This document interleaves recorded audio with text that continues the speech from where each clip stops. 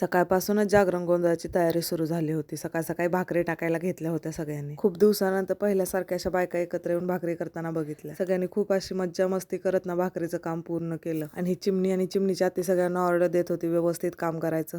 आणि मामा भाचीचं काय चाललं होतं की काय माहिती, पण चिमणीला जाम मज्जा येत होती.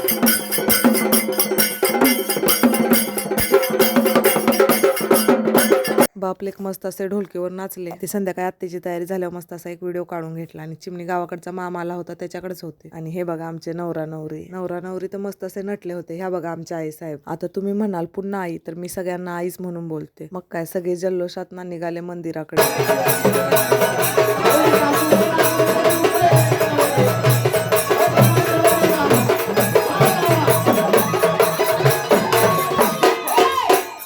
रात्रभर जागरण गोंधळ झाल्यानंतर सकाळ सकाळी आरती करून घेतली आणि अशा तऱ्हेने हसत खेळत मस्त असा जागरण गोंधळाचा कार्यक्रम पार पडला.